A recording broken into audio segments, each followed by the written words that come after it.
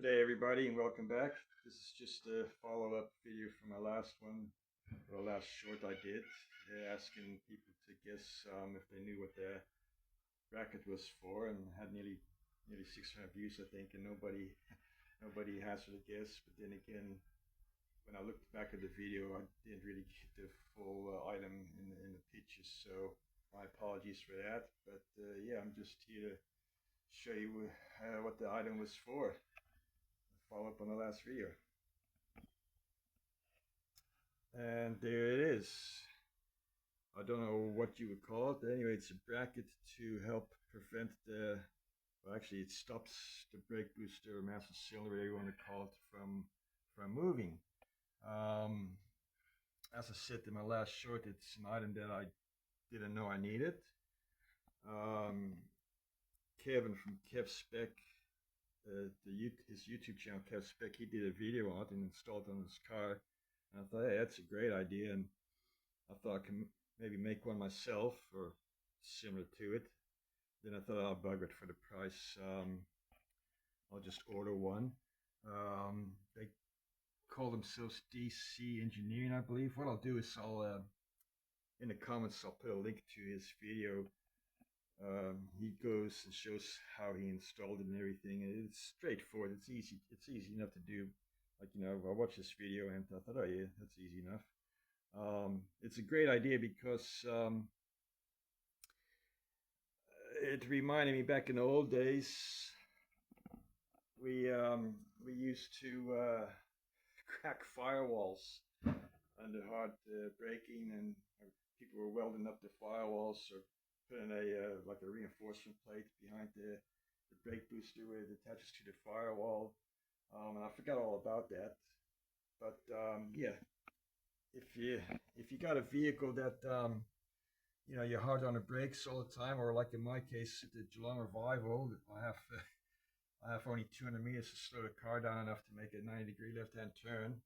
I'm really hard on the brakes, so I believe every little bit helps. Like Kevin, it was amazing on his video. He had a camera set up in an engine bay, and he hit the brake pedal several times, and he actually could see it moving, which kind of surprised me.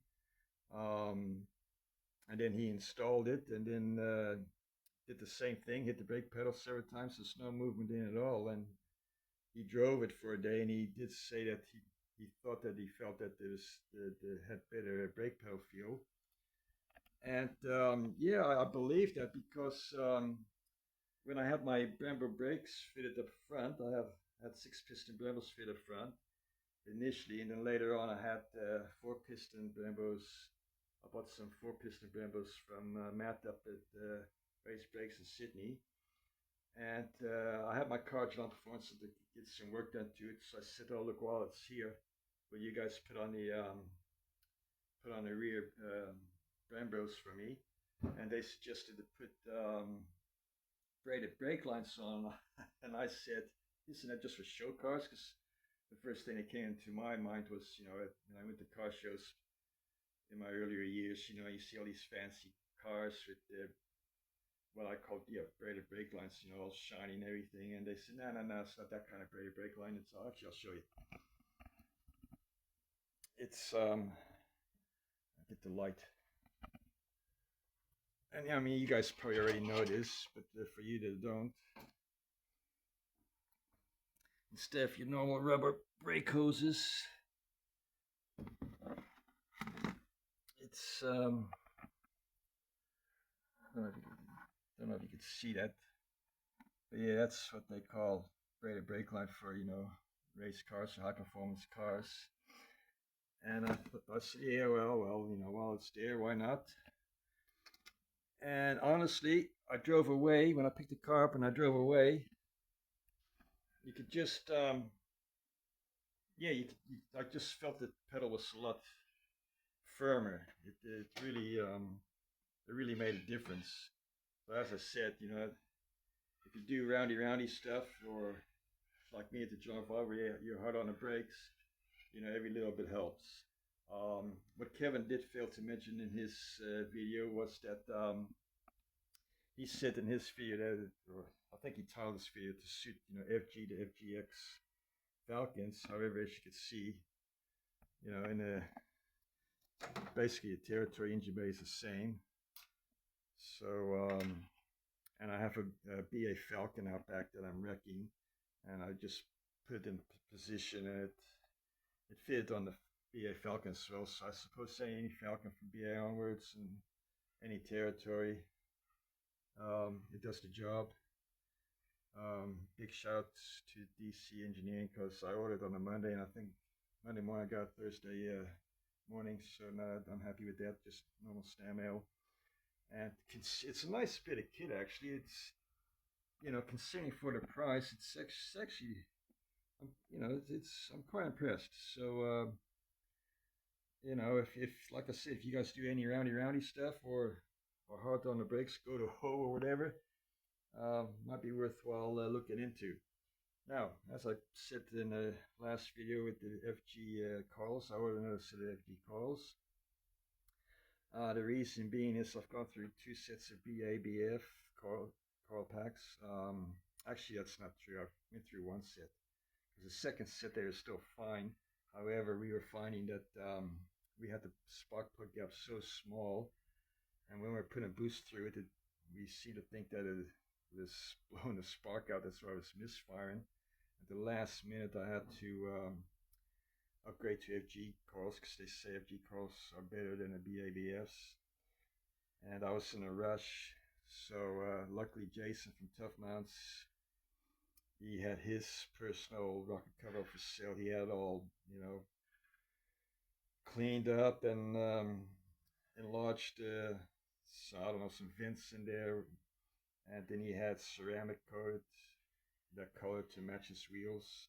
And then he decided to go with the Platinum Racing Products coils and rocket covers. So he had his up for sale. And like I said, I needed one urgently, so I bought off him, and we only got the car done on the Friday before the July revivals, so that worked out well. What else am I going to talk about? Oh, I'm going to have a bit of a whinge now, so you guys, if you don't want to listen to me have a whinge, just stop watching now. My whinge is, well, I don't enjoy working on cars as much as I used to. I mean, why did I make everything so difficult to get to? And I'll explain why. For the first time, I've owned this car since 2009. For the first time, I had condensation in my headlight. And of course, it had to be the headlight that was difficult to get to. I had to remove the battery. I had to take the intake, what do you call it, charge pipe off, go into the intercooler just to get to the back of the headlight. And of course, had to be the driver's side, had to been the passenger side. As you can see, that would have been easy to get to, no worries. I suppose if you had the airbox, there would be a different story. You had to remove the airbox, and that's what I'm alluding to. Just to get to something nowadays, you have to remove 2 or 3, 4 things just to bloody get to it. But yeah, like I said, I had condensation in it. I don't know why. I've had the car, like I said, since 2009, and all of a sudden I had condensation in it.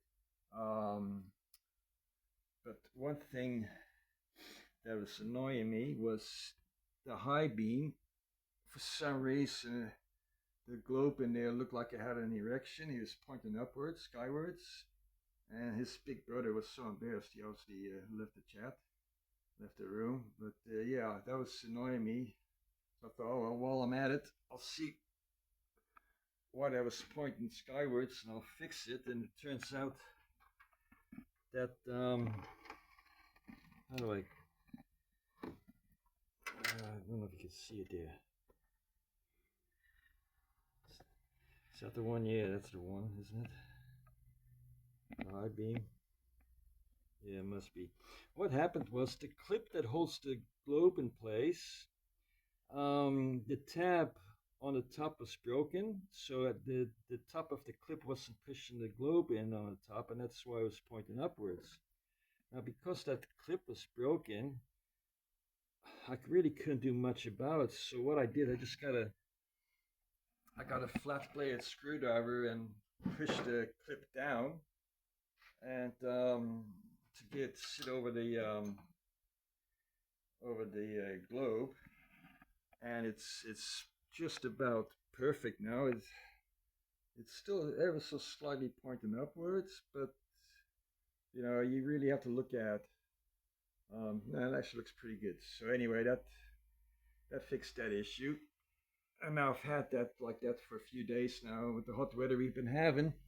You know, it's been like where I live, it's like mid 40s to high 40s, so it dried out quite well. Oh, the other winch. Here we go. I had to get the light here. I had to also take the turn signal globe out.